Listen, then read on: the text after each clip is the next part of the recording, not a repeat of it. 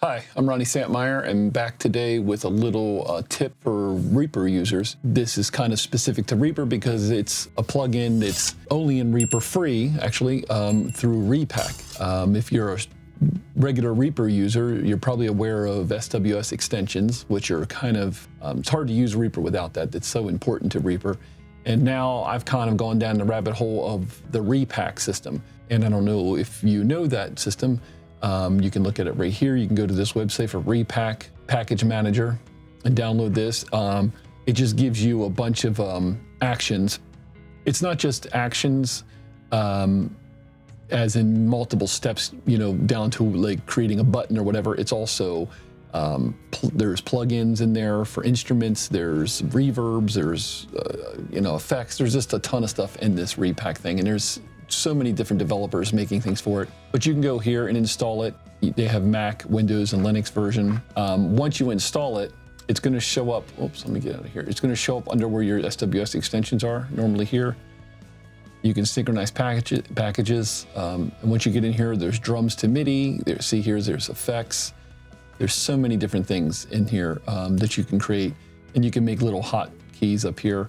So basically, what we're going to be looking at today, that's free, that he posted, when is it? August 2012, so it's pretty old, and he hasn't had time to really update this. It looks similar to other drum audio to MIDI triggers that I've seen on the market. I wanted to try it. It's free, and if you're a ReaPack user, and you replace drums a lot, like I tend to always augment acoustic drums with kick and snare. I have Slate drums. There's times I've used all the time, like I'm using either Trigger from Slate. I'll fire his SSD for Easy Drummer, Contact, other just individual drum samples.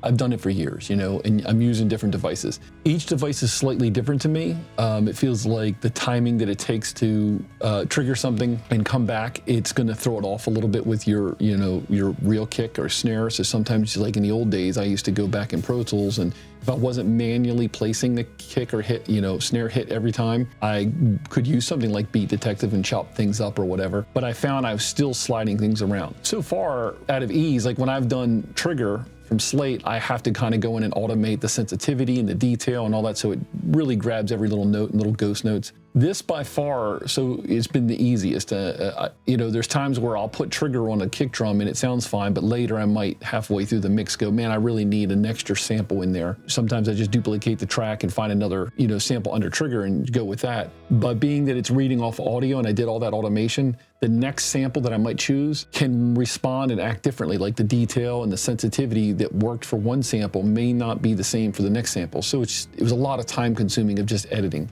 This is nice because I'm taking the audio. Yeah, you have to go hit by hit. Once one track is done, and I basically have now created a MIDI track of that performance, I can just duplicate it and put different drum modules on it. So I can have one be, firing a kick drum from Easy Drummer, another one firing a kick from Contact, or whatever. It just makes it a lot faster when you're getting multiple layers of things. And I find it easier to edit because once it's MIDI, I can kind of, go in and fire what I really want to fire, change the velocity and things like that. So I'm working with a band now that I've tracked before and I've mixed a bunch of different times. They tracked all this themselves, very, basic gear, just like a Focusrite interface, using the built-in mic pre's, no fancy outboard pre's, nothing. This is a newer drum take they did. It's just kick in and out, snare top and bottom, a couple toms at the end of the song, a hi-hat and two overheads. No room mics, no nothing. So I'm going to show using that Lua Drum Trigger on something simple like this. We're just going to do a kick drum for now. And the way I like to do it is I create a channel underneath, and I'll call it, like, say, MIDI kick for now. And just for references, we may use this, we may not use it. I'm going to put a drum on it. Let's just go with Contact since we mentioned that. We'll go with the simple kit. What's it called? The One Kit Wonder. That's a rock sound it fits these guys. I've used it before. So we're just going to fire that as a reference so we can make sure everything's cool. So what I like to do on this is a couple bars at a time like this, because I can pay attention to all the hits. I don't want to do the entire song and miss, some weird flam or some double kick thing here or there. So I like to take a section like that. I have a hotkey set up. It's a Shift S, but it basically is the same in Reaper as going up and hitting set selection to items right here. So then basically you see I'm highlighted that area. You kind of need to do that. So that I go up here, I made a hotkey up here. Basically it's in the actions list. It'll bring up this drum trigger from Lua Drums or Lua Drum Trigger. And you say get. So now we have that highlighted selection. It's going to get just that. And what I usually do is I bring this down to about here. Seems to be a good spot to hit. Now, like, that's a funny spot right there. I got to see if that's a...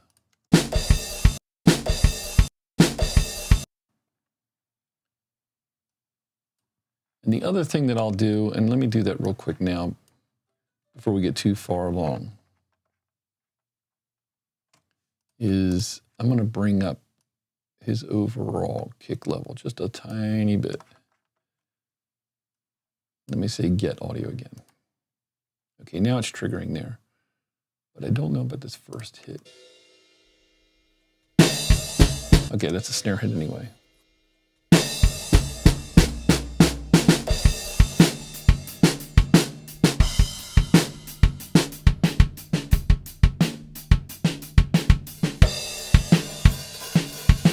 All right, so I usually just let it play just so I can look and see. Now you can go up here and you can actually, I can like delete that if I needed to.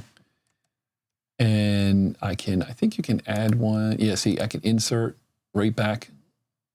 So you can actually, if it misses any hits or if it's fire, like if it looks good, but you're getting one extra little hit somewhere, you can actually go up here and click it and get rid of it. This display, I think, like I said, he's not updated this small, and this can kind of get squirrely looking, seeing this extra blue.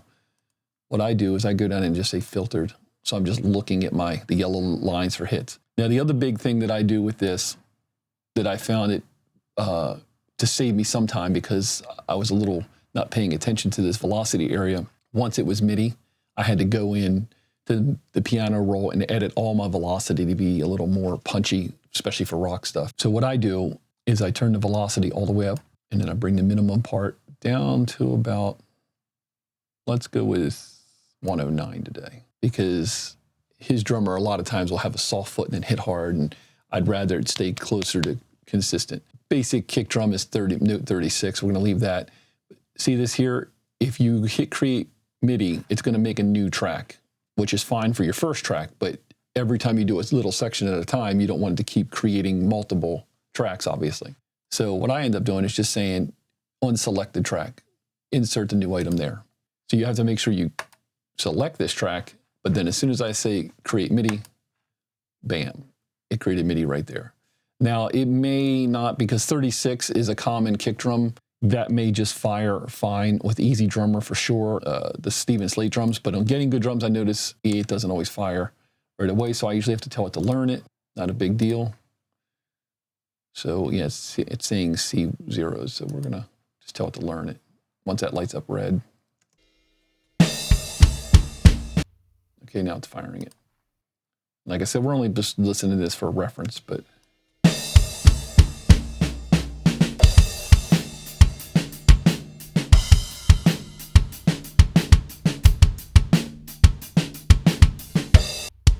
Let me make it a little bit drier for now.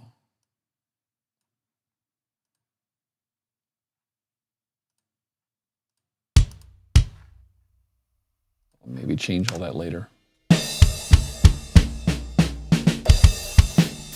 All right, so I don't want to lose the settings here, so I like to keep it kind of in the corner. So we're going to go down here, and I'm just going to pick another section.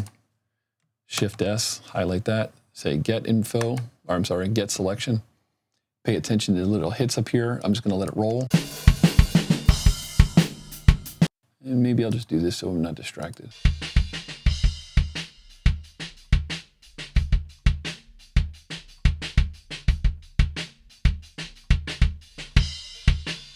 Okay, that looks okay. Select this track, make sure you do that. Hit create MIDI. Now, there is one other thing I noticed that can happen. If you accidentally didn't realize you created MIDI, if you create it again, it's just gonna put it on top of itself. And all of a sudden that kick drum is gonna fire 2 MIDI notes on the exact same note, which is obviously doubled, makes it louder. So you'd be playing a part and you know your kick drum will sound one way, and if you get to another section, you're like, wow, why did my kick drum jump up? Maybe you didn't realize you created multiple MIDI layers, so it's firing that note like double. See, that's like loud now, and it's even peaking this. So if I just highlight that and delete once, see there's the main one right underneath. So try to make sure you don't mess up and you keep the single layers. But if I double click it, you can see all the velocities are pushed up.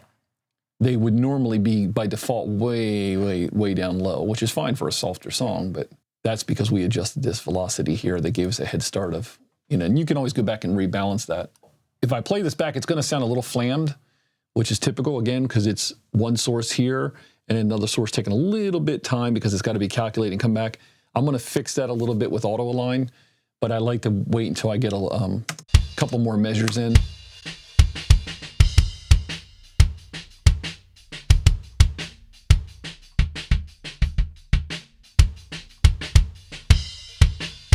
It's already, obviously that's already better, and it could be probably tighter. Like I said, I like to get a couple more bars of auto align, or more bars of this, so auto align has more space to read. Just paying attention to make sure the hits are okay.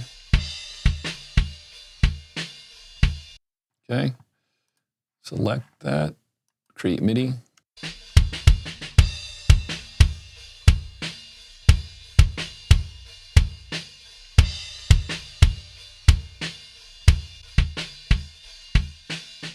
That might be enough for right now. Let me go back to here.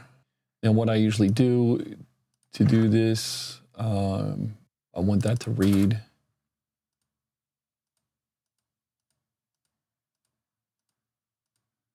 Oh, I must be already using it on something else. I'm not paying attention. So we're gonna go with send to. Oh, I am using it on, never mind. Two.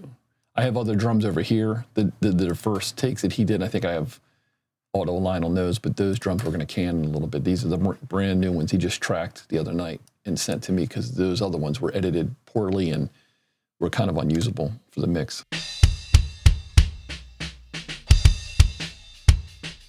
Okay, so now let's run this for a bit and see if we hear it tighten up.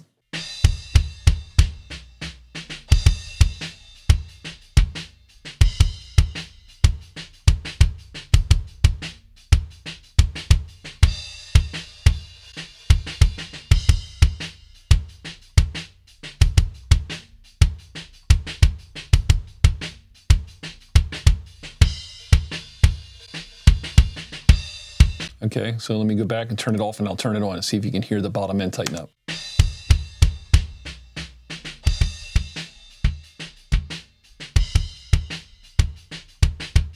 Okay, and that's a little more balanced. Let's try it again. I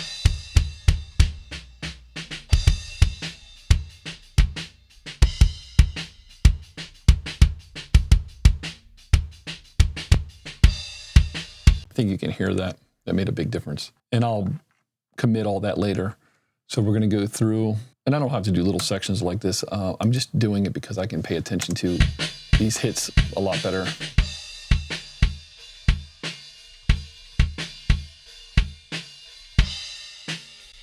And create.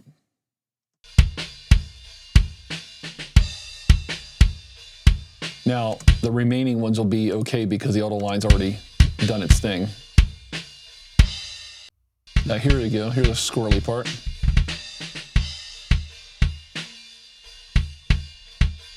Like it seemed like it tried to learn his little roll. And that's the other thing too, if you notice, I can drop inside of here.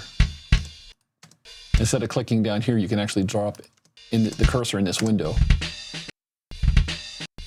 I doubt that it's gonna pick that up perfectly, but let's go for it. So let's start back here and listen.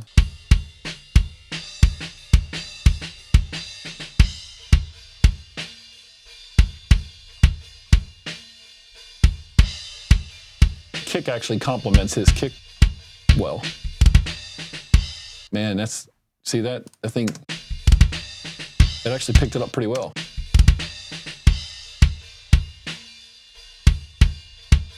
I mean, this thing is free, and it's like saving me. I mean, I got to go through every hit like this, but this isn't really taking that long. So we'll go through all these real quick.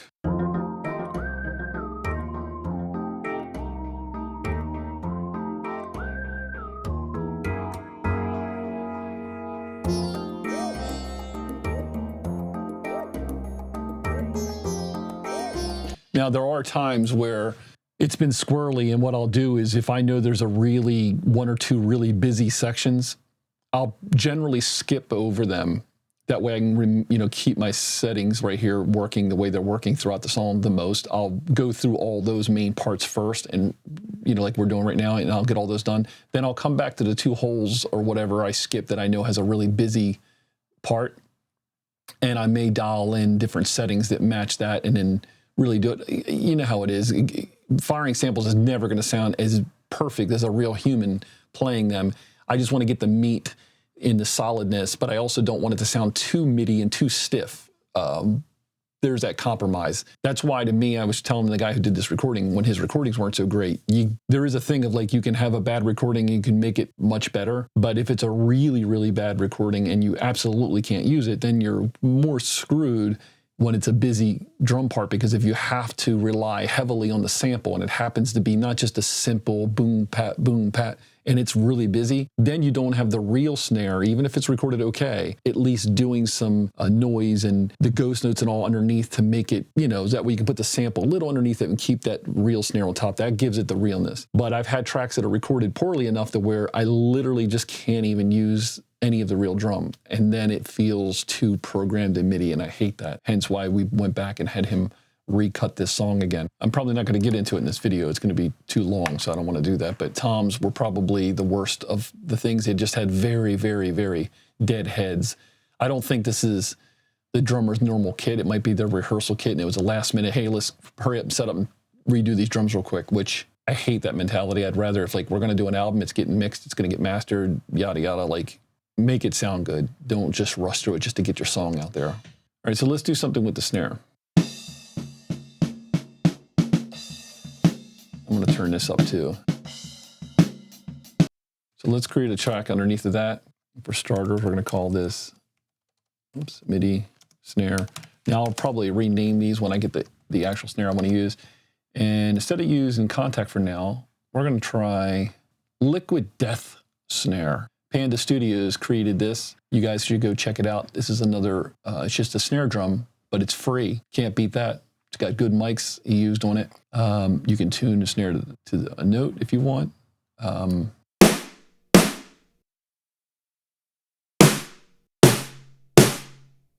It's probably too low. So let's do the same thing with this guy and see how it works out, because now we're going to be into snares, and snares are always harder than the kick drum. So let's highlight this area. Bring up the trigger. Get. There's that weird blue thing I mentioned earlier. Put it on filters. You don't have to stare at that. So let's find. So those are all snare hits, which means the sensitivity is going to be way. I think I'm going to end up missing this one here. I can put it in there, but I don't know if it's going to be right.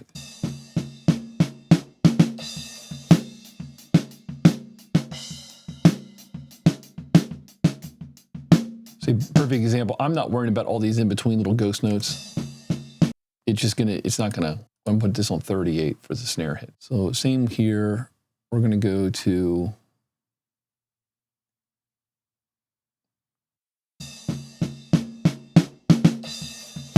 I'm gonna go to 95 on velocity, my lowest velocity, just see what that sounds like. All right, so select the bottom track, as I said, hit create MIDI. Oops. I did something else that I said not to do. You got to change this to insert on selected tracks. I'm glad I make these mistakes so you can see them. Okay, insert, here we go.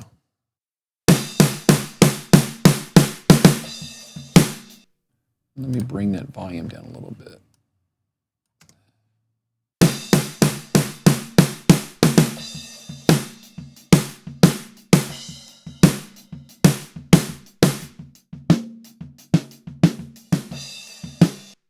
I'm just trying to match the level a little better here.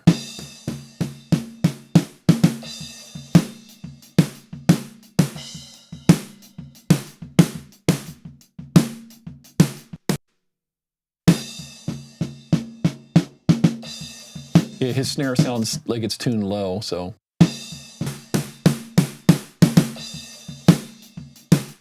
Might even be all the way down.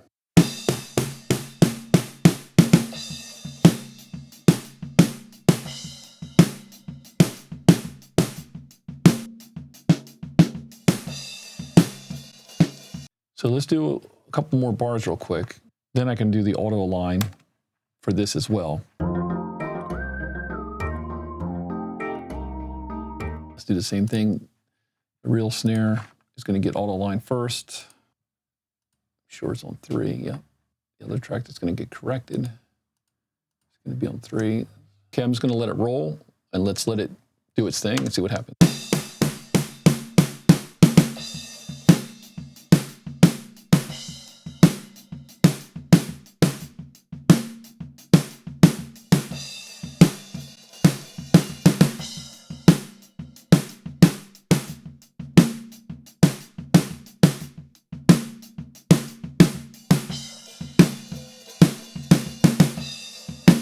As I said, it's going to take a while.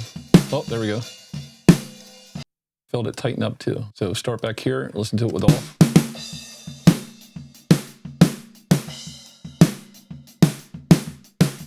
Blend it back in some.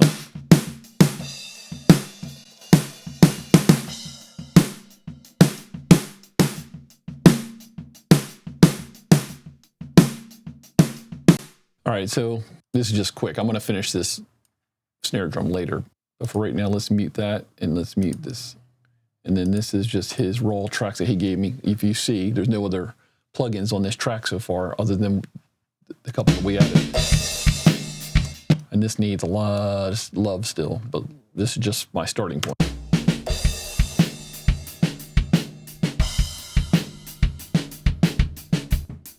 You see the overheads, this is, you know, it's kind of what I'm dealing with, so.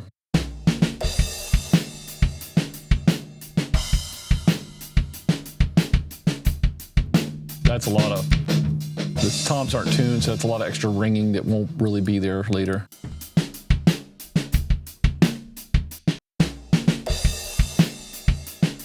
Put the samples in now.